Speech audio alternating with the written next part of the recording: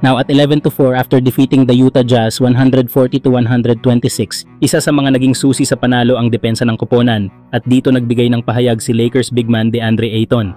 Pagkatapos ng laro, sinabi ni Ayton, "Nagsisimula na akong mapansin na ang nagbibigay ng lakas sa team na ito ay ang mga depensang stop. Dito nanggagaling ang momentum namin. Nandyan sina Marcus Smart, si LeBron kapag nasa court, sinusubukan niyang protektahan ang ring at si Jackson Hayes na nagbibigay ng enerhiya sa pagsara ng bawat possession. Dito umiigting ang lahat at nagiging excited. Bilang starting center ng Lakers, malaking tulong si Ayton sa depensa, lalo na bilang tagapangalaga ng ring.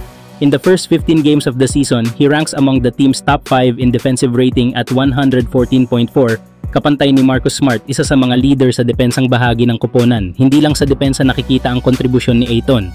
Over nearly 30 minutes per game in 15 games, he is averaging 16.5 points, 8.8 rebounds, with shooting splits of 69.9% from the field and 56.5% from the free throw line. Samantala, sinabi rin ni head coach JJ Redick ang papel ni LeBron James sa depensa, lalo na ngayong bumalik siya mula sa injury. Ayon kay Redick, hindi na kailangan ni LeBron na habulin ang primary scorers ng buong laro, kundi maging boses at tagapag-organisa ng depensa ng koponan. Sa tingin ko, magiging pareho lang ito tulad ng nakaraang taon. Hindi namin siya hahayaan na habulin ang pangunahing scorer ng 40 minuto kada laro, hindi na niya kaya. Ang papel niya ay maging boses at nagbibigay ng direksyon sa depensa at nagdadala ng kinakailangang pisikalidad sa mga shift at pagsara ng plays. Siya ang pinakamahusay naming manlalaro sa nakaraang taon, kaya kaya niyang gawin lahat ng iyon. Ang kakayahan niyang ipatupad ang gusto naming mangyari sa depensa ay nasa mataas na antas, dagdag pa niya. Habang para kay Ayton at sa Lakers, malinaw na ang depensa ang magiging susi para mapanatili ang momentum at patuloy na manalo sa season na ito. Kayo mga idol, anong masasabi niyo sa depensa ng Lakers ngayong season? Samantala, may malakas naman na balita tungkol sa Los Angeles Lakers. Sa simula ng season, halos hindi matalo ang Lakers. They are now 11-4 at mukhang isa sila sa pinakamalakas na team sa liga.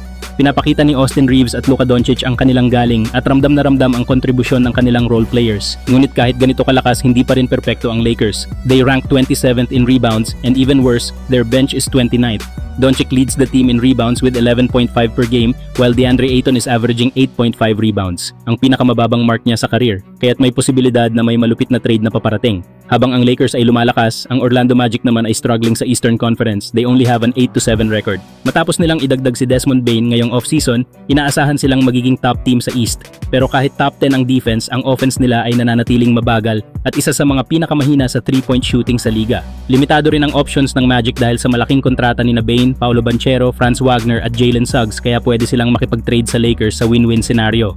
Ang target, Dalton Knecht. Si Knecht matapos ang isang failed trade last season ay pinaka-expendable sa roster. Bagamat 20% lang ang shooting niya mula sa 3-point line ngayong season, may potential pa rin siyang maging malaking asset para sa Magic. Sa mock trade na pwedeng mangyari, makukuha ng Orlando Magic si Jared Vanderbilt, Dalton Knecht, and a 2031 second round pick, habang ang Lakers naman ay makukuha sila Goga Bitadze at Jet Howard. Sa trade na ito, makakakuha ang Magic ng offensive boost at distant second round pick, habang ang Lakers ay makakakuha ng solid backup center na makakatulong kapag nakaupo si Ayton. Para sa Lakers, ang malaking panalo dito ay si Goga Bitadze, a backup center who is solid on defense and averaged 7.2 points and 6.6 rebounds last season. Sa pagbabalik ni Mortis Wagner at healthy na si Jonathan Isaac, pwede nang maging expendable si Bitadze. Resulta nito, mas malakas ang frontcourt ng Lakers at nagkakaroon ng chance ang Magic na isalba ang season nila. Kayo mga idol, anong masasabi nyo sa posibleng trade na ito? Magiging game changer kaya ito para sa Lakers at Magic?